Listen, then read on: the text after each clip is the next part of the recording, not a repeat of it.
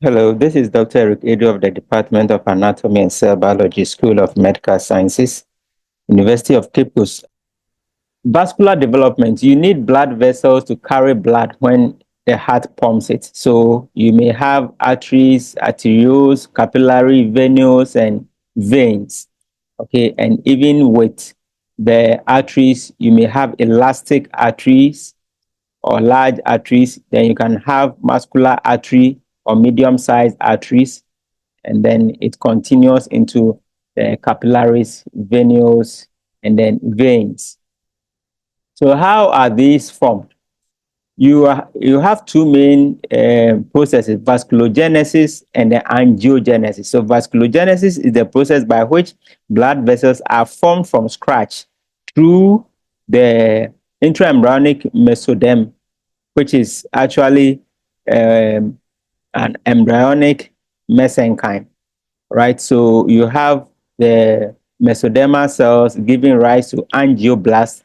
The angioblasts will form primary vascular plexus, which will continue to form arteries, capillaries, and veins by, especially with the arteries, by accumulating muscle, okay, from myoblasts. So some of the capillaries will acquire some muscular coats through differentiation of myoblasts, and they will become arterioles and then arteries. Okay.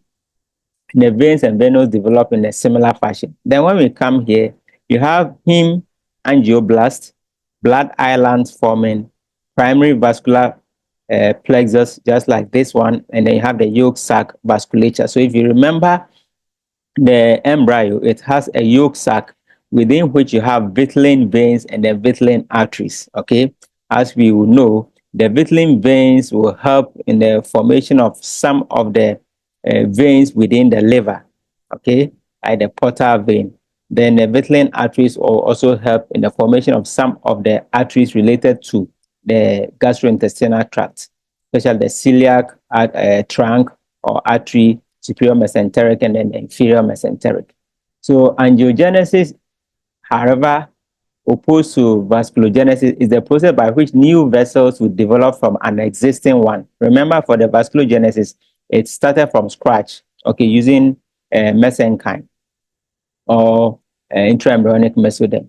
Then tricuspid, mitral, and semilunar valves also develop from subendocardial tissues. So for angiogenesis, this is how it goes. This is a blood vessel, and portions of the blood vessels here are going to grow to form more branches. So this is what happens. So you have some vascular endothelial growth factors which help in this budding portion, okay, the tip and then the stalk, which will later form several branches. So indeed, in this way, you are forming blood vessels from blood vessels. That's angiogenesis, okay? So in summary, vasculogenesis, this is mesoderm, as intraembryonic mesoderm.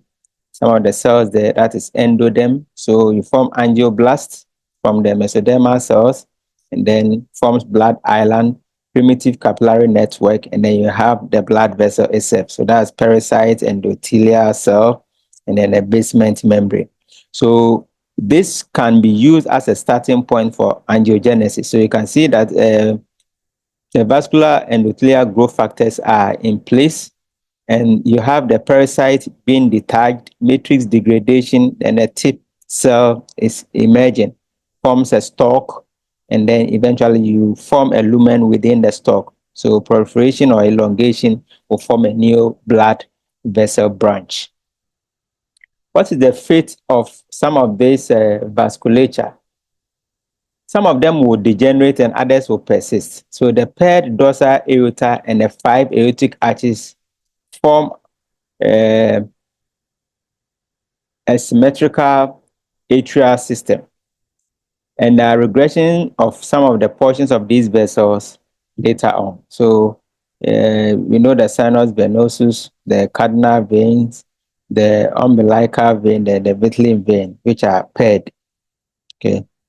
So the liver is burdened. And remember, I mentioned that the vitelline vein helps with some of the veins within the liver, especially the portal vein. So the sinus venosus has horns, a left and right horn. This will be the right common cardinal vein, then left common cardinal vein, right anterior cardinal vein, left anterior cardinal vein, right posterior cardinal vein, left posterior cardinal vein. Then you have right and left umbilical veins, and then right and left vitelline veins. So you can see this breaking tells you that there is degeneration. So there's degeneration of this side, degeneration of that, degeneration of that, and degeneration of that. This is what is left, okay? And this is also left. So you can tell that the right umbilical vein is gone, okay? And then also the two vitelline and left umbilical veins on the left are also gone. So indeed, what is left here is the right vitelline vein. The vitelline artery connects the yolk sac to the abdominal dorsal aorta. So this is the yolk sac, vitelline vein, vitelline artery. We want to concentrate on the red one, which is the vitelline artery. I say that it connects the abdominal dorsal aorta. This is the abdominal dorsal aorta, and you can see that the vitelline artery is connecting it. And it's going to form from superior to inferior, the celiac artery, superior mesenteric, and the inferior mesenteric. So you can see three, joints there. Then the vitelline veins, which is the blue one, will form the veins of the digestive system. Vitelline vein form the portal vein, as I mentioned, and then the terminal part of the inferior vena cava, as we saw here. So the terminal part will form the inferior vena cava. So these are the vitelline arteries and their derivatives. So you have the celiac, you have the superior mesenteric, and the inferior mesenteric. The adult remnant of the vasculature. So when some of these vessels degenerate, what do they form? So most of them become ligamentous. Okay, so this region, ductus arteriosus here, which is connecting portions of the pulmonary trunk and then the arch of the aorta, will become the ligamentum arteriosum. Then the foramen ovale, this one, which we know from the first lecture, will form the fossa ovale. Then ductus venosus, this one, which is going through the liver, also become ligamentous, become ligamentum venosum. Then you also have the left umbilical vein becoming ligamentum teres, okay? And then the right and left umbilical arteries will become the medial umbilical ligaments, okay? So that is what we are going to call them now. So this is another diagram which will show the locations of these ligaments. So that is ductus arteriosus, ligamentum arteriosum, foramen ovale becoming fossa ovale, ductus venosus becoming ligamentum venosus, and left umbilical vein becoming the ligamentum teres, and then right and left umbilical arteries becoming the medial umbilical ligament. Thank you very much. I hope this video helps.